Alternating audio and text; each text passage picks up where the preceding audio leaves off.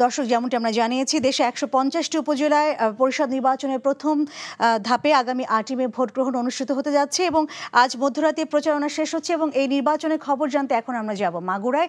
সেখানে আছেন আমাদের স্টাফ করেসপন্ডেন্ট শফিকুল ইসলাম। শফিক, আমরা সরাসরি যুক্ত হচ্ছি তার সঙ্গে।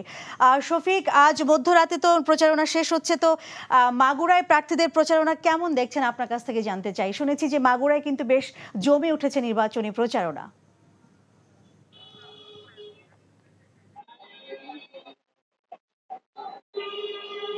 হ্যাঁ লীনা, আপনি যেমনটি বলছিলেন, সারা দেশে যেমন উপজেলা পরিষদের নির্বাচন প্রচারণা চলছে, ঠিক তেমনি মাগুরা সদর উপজেলা কিন্তু আওয়ামী লীগের প্রকাশ্য যে গ্রুপিং, সেই গ্রুপিং এর কারণে বলা যায় যে তুমুল হাড্ডাহাড্ডি লড়াই হবে মাগুরা সদর উপজেলা পরিষদের নির্বাচনে।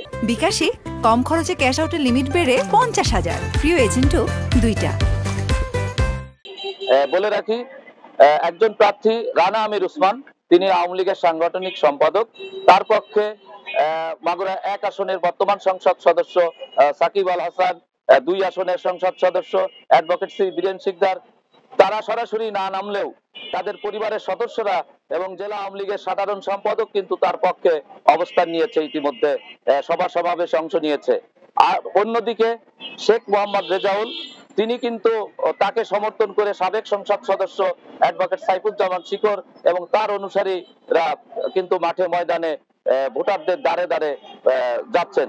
মূলত মাগুরা সদর উপজেলা পরিষদ নির্বাচনে ৮ই মে এই দুই প্রার্থীর মধ্যেই, রানা আমির উসমান এবং শেখ মোহাম্মদ রেজাউলের মধ্যেই তুমুল প্রতিদ্বন্দ্বিতা হবে।